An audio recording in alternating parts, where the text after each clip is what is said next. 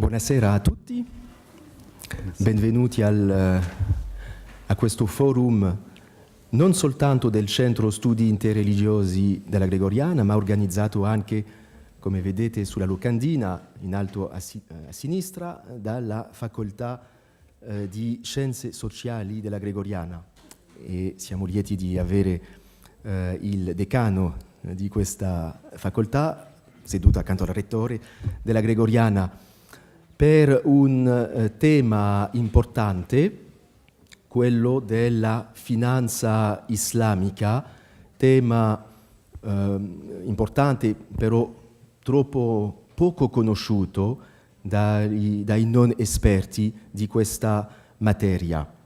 La finanza islamica, prospettive e opportunità, è questo il titolo che abbiamo scelto per questa serata e siamo veramente lieti di accogliere per questo forum un esperto, il professore Sedomir Nestorovic, che ci viene un po' dappertutto del mondo. Infatti mi diceva appena adesso che era a Parigi, però prima a Singapore, ancora prima a Bahrain, nel Manama, e tornerà poi per le sue conferenze, i suoi insegnamenti e i suoi viaggi. Lo presento brevemente. Il professore Nestorovic ha ottenuto un dottorato presso Sciences Po di Parigi, l'Istituto di Studi Politici di Parigi, e insegna quindi la geopolitica e il commercio internazionale in una grande école famosa, l'ESSEC Business School, l'école supérieure des sciences économiques et commerciali, che è una business school internazionale con sede in Francia, ma anche appunto a Singapore e da qualche anno anche in Marocco. E il professore mi raccontava che fu questa scuola fondata anche dalla Compagnia di Gesù, o cofondata dalla Compagnia di Gesù, nell'inizio del XX secolo con i conflitti con la Repubblica francese. Quindi insegna in questa scuola da più di 15 anni con un interesse particolare sul commercio islamico e il management. Ha scritto un libro che è diventato famoso nel 2007, intitolato Marketing in an Islamic Environment. Fu un libro pioniere a quel momento e che fu tradotto in inglese, francese, italiano, forse anche altre lingue. E adesso vive il professore sul campus di Singapore da un anno. Ha viaggiato molto in quella regione e anche nei paesi del Golfo, in quanto codirige un MBA di Arabian Gulf University di Bahrain, a Manama, la capitale. Partecipa regolarmente a degli incontri che riguardano Islamic business, come World Halal Forum in Kuala Lumpur o ancora di Kuala Lumpur Islamic Finance Forum. Professor Nestorovic è anche uno degli iniziatori e un relatore ricercato di conferenze accademiche che riguardano questa forma di commercio, non soltanto in Kuala Lumpur, ma anche a Londra, Dubai e Abu Dhabi.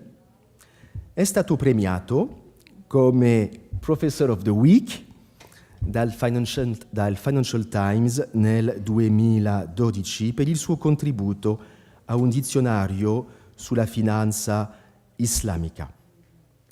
È stato finalmente recentemente nominato come direttore dell'ESSEC, la scuola di scienze economiche, Executive MBA Asia Pacific.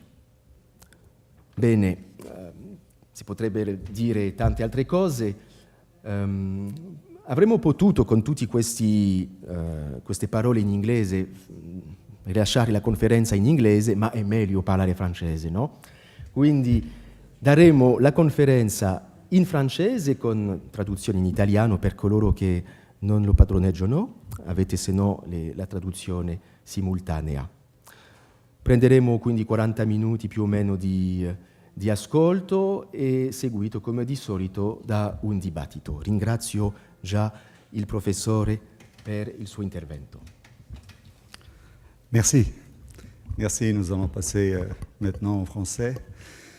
Je suis très heureux d'être parmi vous. Je suis reconnaissant à Père Bazanès de m'avoir invité et je suis particulièrement sensible au fait que le Père recteur soit parmi nous et également le doyen de la faculté des sciences sociales. Je suis également honoré qu'un de mes anciens étudiants soit là. Il est assis ici. Et donc, il était avec moi à Singapour. Il se trouve qu'il est à Londres pendant quelques jours. Il a vu qu'il y avait une conférence. Vous êtes les bienvenus. Donc, on se retrouve également à Rome. Nous allons passer quelques minutes à parler de la finance islamique. Alors, c'est un thème qui est assez vaste et on pourrait en parler pendant des heures, mais nous avons choisi d'un commun accord de trouver quelles sont les questions les plus actuelles aujourd'hui. Et ensuite, si besoin est, nous reviendrons sur certains points pendant la discussion. Alors, sur la finance islamique, je dirais en préambule que nous sommes aujourd'hui en 2018 et la finance islamique a commencé à être très visible, notamment dans les pays occidentaux, en 2008, c'est-à-dire il y a 10 ans. Et pourquoi il y a 10 ans? C'est parce qu'il y avait une crise financière dans le monde entier, et notamment aux États-Unis. Pendant cette crise financière, beaucoup de banques ont connu des problèmes et certaines ont disparu, comme Lehman Brothers aux États-Unis. Alors que la banque islamique a résisté beaucoup mieux à la crise. C'est la raison pour laquelle, dans beaucoup de pays occidentaux, on a commencé à regarder de près cette finance islamique afin de voir pourquoi elle a résisté mieux à la crise et est-ce qu'il est possible également d'importer certains éléments de la finance islamique dans les pays occidentaux. Donc je dirais que la crise de 2008 a été révélatrice pour beaucoup de l'existence de la finance islamique. Et un dernier événement, c'était à la fin de 2017. Pour la première fois, le FMI, qui est le Fonds monétaire international, a reconnu pour la première fois la finance islamique dans le sens, pour aider les pays musulmans, on est obligé de prendre en compte la finance islamique. Alors que jusqu'à présent, le Fonds monétaire international était gardien d'une orthodoxie financière et monétaire qui ne s'accommodait pas des particularités qui pouvaient exister dans les autres pays. Donc voilà un peu le cadre pourquoi est-ce qu'on parle de la finance islamique et sur l'étude notamment du FMI qui montre la résistance de la banque islamique par rapport à d'autres. Je vous montrerai 3 slides où on montre un certain nombre de chiffres. Le premier, qui se trouve ici, montre en bleu la finance islamique qui résiste mieux par rapport à la crise, notamment pendant les années qui ont eu lieu avant la crise, c'est-à-dire 2005 et 2007. Donc sur un premier slide, on montre bien que cela résiste mieux et que la profitabilité baisse moins que pour les banques occidentales. Donc pour ces raisons, on a regardé la finance islamique et on s'est dit, il y a peut-être quelque chose à faire. Alors la finance islamique résiste beaucoup mieux quand il s'agit de spéculation. Comme vous savez, la spéculation est quelque chose qui est interdit, qui est prohibé pour la finance islamique. Donc on ne peut pas utiliser la spéculation. Donc tout ce qui est comme bulle spéculative, que ce soit une bulle immobilière ou autre chose, ne pourrait pas être utilisé dans ce cadre-là. Toutefois, et là c'est le dernier slide qui montre ceci, quand il s'agit de toucher l'économie réelle, et l'économie réelle, c'est par exemple l'immeuble qui est ici. Au début de la crise en 2008, aux États-Unis, c'était plutôt des valeurs, et notamment ce qu'on appelait les junk bonds, qui étaient touchés. Or, la finance islamique n'investit pas dans les junk bonds, ce qui fait qu'elle a beaucoup mieux résisté dans les premiers mois, Mais lorsque la crise a touché les immeubles, lorsqu'on a commencé à vendre les immeubles, c'est là que la finance islamique a été touchée. Donc ça ne veut pas dire que la finance islamique résiste à tout. Simplement, elle résiste à certaines formes de la finance conventionnelle plus que d'autres. Et là, c'était le FMI qui le présentait.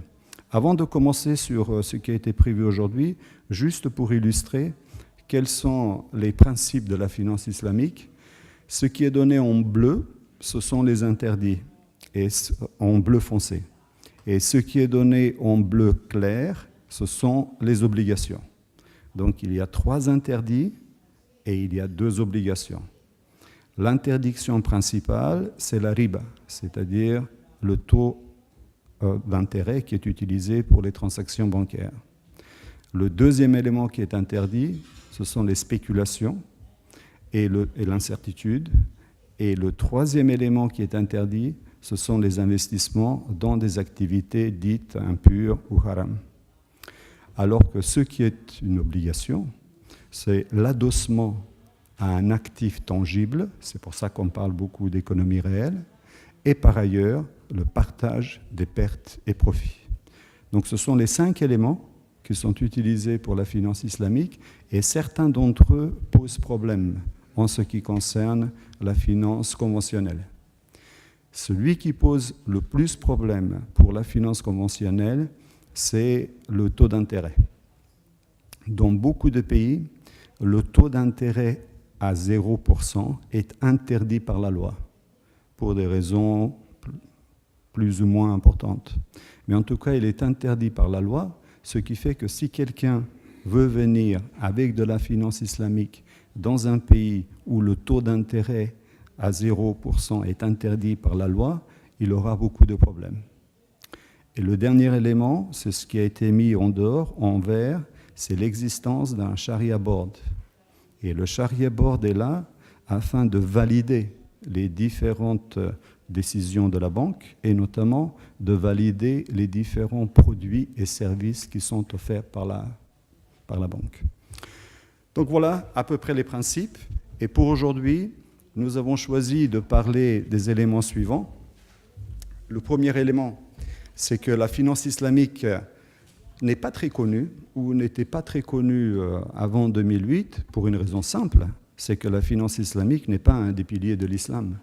Ça veut dire que même pour beaucoup de musulmans, il y a beaucoup d'incompréhension et de méconnaissance. Qu'est-ce que c'est que la finance islamique ? La deuxième chose que nous allons évoquer, c'est que c'est tout de même le plus gros business islamique aujourd'hui. Il y en a d'autres, et notamment la nourriture halal, mais la finance islamique est le plus important. Le troisième élément, qui a un lien avec l'éthique et la morale, donc on est obligé de le mentionner ici, et enfin, l'influence politique qui est primordiale pour la finance islamique, et notamment pour le développement de la finance islamique. Pourquoi est-ce qu'il a été développé en Malaisie et non pas ailleurs? C'est en général pour des raisons politiques. Nous allons commencer avec le premier point, c'est-à-dire que la finance islamique n'est pas un des piliers de l'islam. Le pilier avec lequel on peut le rattacher le plus, c'est la zakat, c'est-à-dire le troisième pilier de l'islam. C'est là que nous parlons d'argent et c'est là que nous parlons de purification. Et cette purification est très importante. Alors, en passant, en venant ici, j'ai vu qu'il y avait une rue qui s'appelait Via della Purificazione.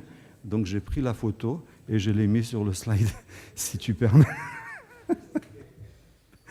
Et donc, la purification, c'est quelque chose qui est important.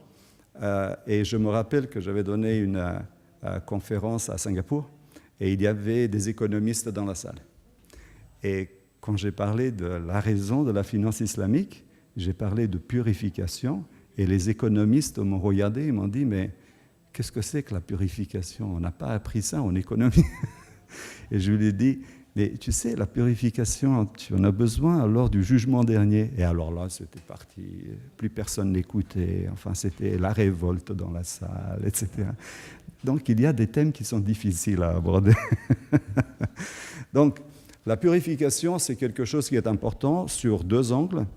Le premier angle, la purification de la source de revenus, c'est-à-dire que les revenus ne peuvent pas provenir d'une source impure.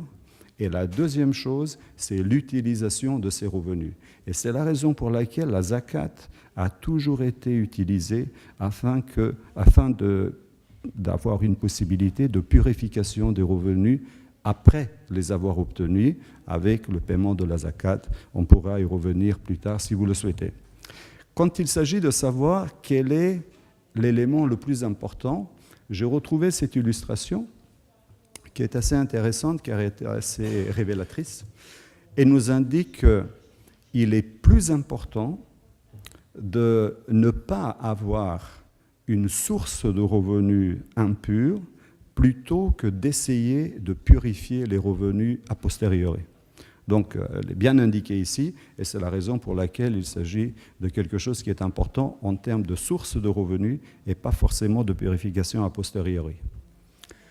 Le deuxième élément pour la finance islamique, c'est qu'il s'agit d'un business qui est très très important aujourd'hui, et je vous donnerai simplement un ou deux chiffres.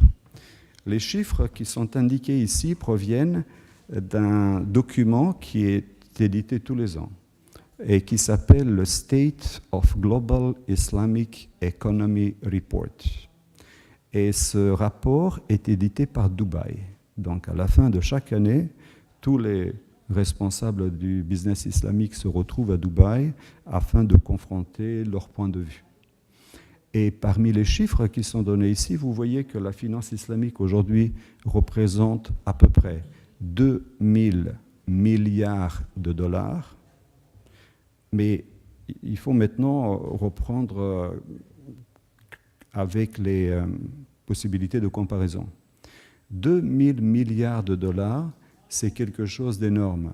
Toutefois, ça représente à peu près 1% de la finance totale. Donc ça veut dire qu'on est loin d'une possibilité de remplacement de la finance conventionnelle par la finance islamique. Nous sommes toujours dans un marché qui est plus ou moins de niche. Il y a 10 ans, les pays occidentaux, et notamment la France, étaient très intéressés. À l'époque, Madame Lagarde, qui était à la tête des opérations économiques de la France, avait œuvré beaucoup afin de promouvoir la finance islamique en France, et ça n'a pas marché. Donc aujourd'hui, il y a beaucoup de pays qui s'intéressent, des pays occidentaux, mais on n'a pas encore percé, on n'a pas encore parvenu à installer la finance islamique dans les pays occidentaux. Toutefois, 2 000 milliards de dollars, c'est quelque chose d'important et il y a pas mal d'opportunités, et notamment les banques occidentales sont très intéressées. Pour la morale et l'éthique, il s'agit d'une discussion qui pourrait nous prendre pas mal de temps, et donc je vais regarder simplement un ou deux angles particuliers. Le premier angle, c'est comment les défenseurs de la finance islamique présentent la finance islamique. Et là, vous avez un extrait d'un site web qui s'appelle islamicfinance.com, où on vous indique quelle est l'origine de la finance islamique. Et on retrace la généalogie, c'est-à-dire qu'on retrace par l'histoire d'où vient la finance islamique, et on insiste beaucoup sur une origine biblique. Et notamment, toute l'histoire du taux d'intérêt qui a suivi des vicissitudes en ce qui concerne la tradition biblique se retrouve également en ce qui concerne la finance islamique. Et on voit dans les écrits qui sont donnés ici quelles sont les références auxquelles on va faire part. Le deuxième point, on va faire référence à quelqu'un qui est un tout petit peu plus séculier, qui est Max Weber, qui lui a fait la distinction entre ce qu'il appelait la morale de conviction ou l'éthique de conviction et l'éthique de responsabilité. L'éthique de conviction qui se rapproche un peu plus d'une explication qui est théologique et une éthique de responsabilité qui était beaucoup plus utilisée du point de vue conventionnel, et donc avec une division entre les deux. Toutefois, cette division a du mal à exister puisque dans les pays occidentaux, nous avons déjà une finance qui est basée sur la foi. Et je prendrai notamment l'exemple des États-Unis, car il s'agit de l'un des pays où on n'hésite pas à afficher sa foi, et notamment au niveau du business. Et donc, je vais vous montrer 3 exemples. Le premier exemple qui provient d'un fonds qui s'appelle le Timothy Fund. Et quand vous voyez ce qui est marqué en gros, il y a marqué « Investing with Biblical Principles ». Et j'ai bien essayé de regarder quelle était l'obédience sous l'Église et je n'ai pas trouvé. Donc, comme d'habitude aux États-Unis, c'est une initiative privée et qui se présente comme chrétienne, mais qui ne donne pas une église particulière. Alors, ce qui est intéressant, c'est maintenant quand on regarde le site web affiche, je dirais, la couleur, puisqu'on nous donne la purification de l'origine des fonds. Et c'est exactement la même chose que nous avons pour la finance islamique. Quelle est cette purification ? Vous avez le screening, c'est-à-dire on regarde quelles sont les sociétés dans lesquelles le fonds peut investir. Et ensuite, nous avons des limitations. La première limitation, ça va être le pro-life, c'est-à-dire contre l'avortement. Ensuite, il y aura le stewardship. Le stewardship, c'est en général pour l'écologie et pour la responsabilité vis-à-vis de l'environnement. Ensuite, vous aurez la purity et la longévité, donc tout ce qui va toucher la bioéthique. Est-ce que c'est quelque chose d'acceptable ou pas ? Ils descendent ensuite sur la famille, la sobriété pour l'alcool, ensuite le mariage et pour la liberté. Donc ça, c'est le screening. Mais ce qui est également intéressant, c'est qu'enfin, ils vous donnent ceci qui est le Hall of Shame. Et le Hall of Shame, c'est toutes les entreprises dans lesquelles vous ne devez pas investir, en fonction d'un certain nombre de critères qui sont évoqués au préalable. Donc, on vous fait de la publicité négative, mais nous sommes aux États-Unis, donc aux États-Unis, c'est possible. Dans les pays européens, ce serait un tout peu plus difficile.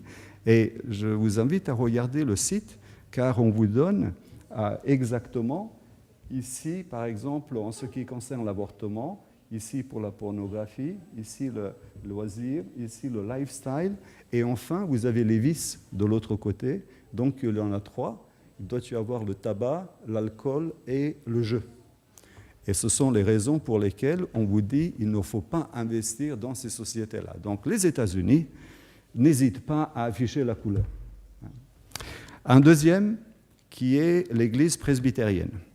L'Église presbytérienne, également aux États-Unis, qui a son propre fonds qui s'appelle New Covenant Fund. Et si vous regardez, je pense qu'on voit bien l'arche de Noé ici. Donc, et on vous dit qu'il s'agit d'un fonds qui est basé sur la foi. Donc là aussi, on n'hésite pas à afficher la couleur. Et la même chose que pour le Timothy Fund, on vous indique le Social Responsible Investing, ça c'est d'un côté, mais ils font la distinction entre l'investissement social et ensuite l'investissement moral. Et pour l'investissement moral, on vous indique effectivement quelles sont les sociétés dans lesquelles il ne faut pas investir. Donc on fait un copier-coller par rapport à Timothy Fund, et on donne également la liste des entreprises qui sont données ici, où il ne faut pas investir pour, en général, les mêmes raisons que pour le Timothy Fund. Et troisième exemple que je vous donnerai, c'est par rapport à un fonds catholique. Et il s'appelle Ave Maria Fund. Regarde comment il est joli. Regarde, Laurent. Regarde. Et donc, il s'appelle Ave Maria Mutual Funds, et comme on l'a fait également par rapport à Timothy Fund et également par rapport à New Covenant Fund, nous avons le Morally, ils sont indiqués ici, Morally Responsible Investing, et on vous explique pourquoi est-ce qu'il s'agit d'un investissement moral, avec également le screening qui est donné par rapport aux éléments. Donc, là, j'ai pris un peu de temps, donc je vais essayer un peu plus rapidement. Par rapport à ce qui est de la finance islamique, nous avons un certain nombre d'axiomes et un certain nombre de dogmes qui vont expliquer les axiomes. Donc je dirais que pour le premier, la première valeur, ça va être la réalité. Et la réalité, c'est ce qui a permis à la finance islamique de résister en 2008, puisqu'il s'agit d'un adossement par rapport aux actifs réels et non pas par rapport à une spéculation vers le futur. La deuxième valeur qui est utilisée, c'est la responsabilité. notamment en ce qui concerne la dette. Car la dette va être considérée comme sacrée, et si jamais tu as contracté une dette envers moi, je ne peux pas vendre cette dette à autrui. Donc, c'est-à-dire qu'il s'agit d'une responsabilité individuelle, et toutes les opérations qui visent à vendre la dette et à faire encore plus d'argent sur la dette vont être interdites. Donc, il y aura le principe de réalité et de l'autre côté, le principe de responsabilité. Le principe de propriété est quelque chose qui est important puisqu'il s'agit de voir par rapport à la nature. Donc, le terme en anglais, c'est stewardship, et il est difficile à traduire en français. C'est pour ça que j'ai utilisé le terme de propriété. Le terme d'équité est fondamental puisqu'il s'agit de la justice sociale, et c'est la raison pour laquelle on utilise le troisième pilier qui est la zakat, mais également la purification des sources de revenus. Donc là, on sera plutôt dans le domaine de l'équité et la subsidiarité, donc qui indique que vous devez d'abord acheter avant de vendre. Ça veut dire que vous devez être en possession du bien avant de vendre, c'est-à-dire qu'on ne peut pas vendre à découvert. Et la vente à découvert, c'est lorsque vous vous permettez de vendre quelque chose que vous ne possédez pas. Donc voilà à peu près quels sont les éléments qui sont donnés par rapport à la finance islamique. Je terminerai sur l'influence politique. Et cette influence politique est primordiale car je me rappelle lorsque on a commencé à aborder pour la première fois la finance islamique il y a à peu près une vingtaine d'années, ce n'était pas un sujet de préoccupation puisque c'était vraiment quelque chose de spécial, c'est-à-dire de niche. Et à l'époque, le pays qui a le plus œuvré dans ce domaine, c'est la Malaisie. Et c'est la raison pour laquelle je me trouve à Singapour, puisque nous sommes à côté de la Malaisie. Et la Malaisie avait un premier ministre qui s'appelait, et qui s'appelle toujours, Mahathir Mohamad, et c'est lui qui a fait en sorte de moderniser la Malaisie.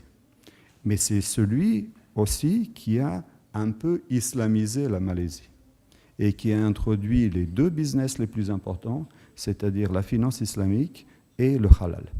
Alors que les deux étaient au balbutiement, personne n'y prêtait attention, c'est lui qui a systématisé l'utilisation du halal et de la finance islamique.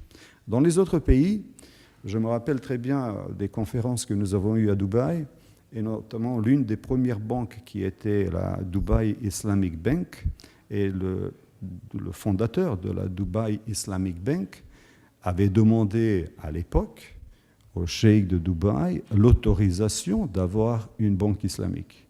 Et le cheikh lui avait refusé.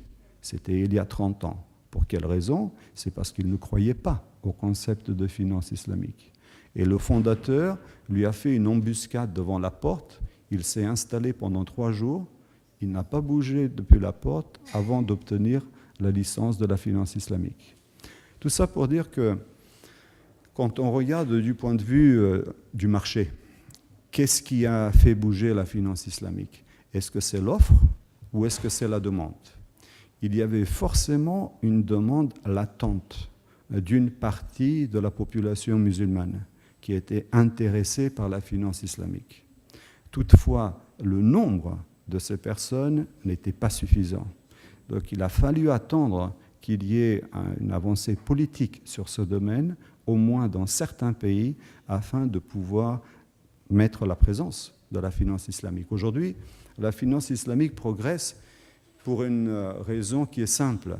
Si le pays islamise toute sa finance, à ce moment-là, automatiquement, les avoirs de finance islamique vont être propulsés.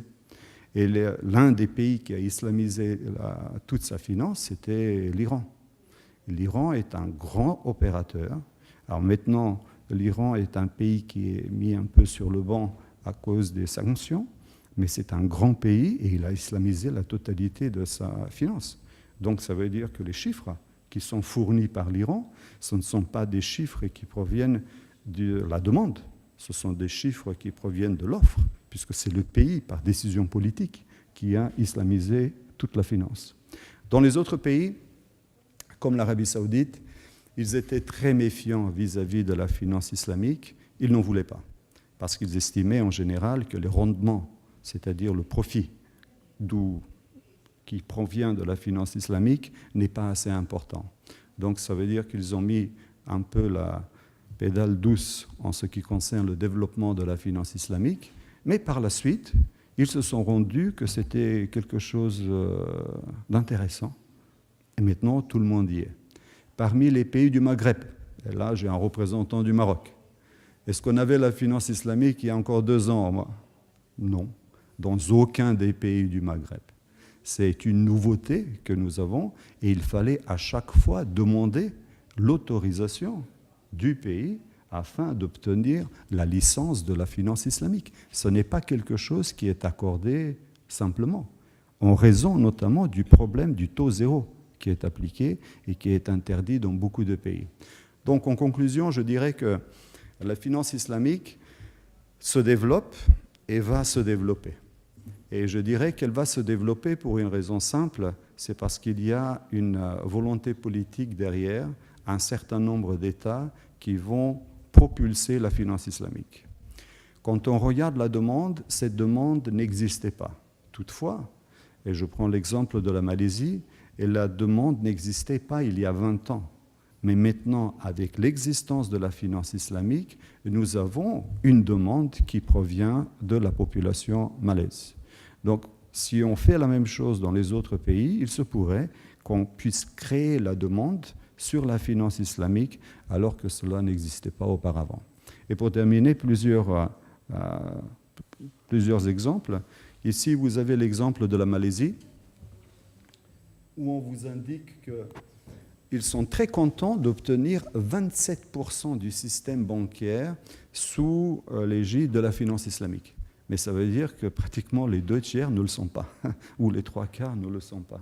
Ça veut dire qu'on est loin d'une mainmise complète de la finance islamique dans certains pays. Et regardez le cas de l'Indonésie, où ils sont contents d'obtenir 5% de la finance en finance islamique. Ça veut dire que 95% n'est pas islamique dans le plus grand des pays musulmans au monde. Donc ça veut dire que nous sommes en train de parler d'une finance islamique qui a vu le jour il y a quelques décennies, qui s'est développée, mais qui est loin de représenter la majorité, à part l'Iran et à part le Soudan, qui a également islamisé son système financier. Dans aucun des autres pays musulmans, la finance islamique ne représente plus de 50% des actifs. Donc ça veut dire qu'on est quand même un peu loin de ce qu'on nous a indiqué, comme quoi la finance islamique allait dominer le monde. Elle représente seulement 1% de la finance conventionnelle, ça va être difficile de dominer le monde. Voilà, en quelques minutes, on pourrait parler de la finance islamique pendant des heures, mais je suis là pour qu'on puisse engager un débat. Voilà.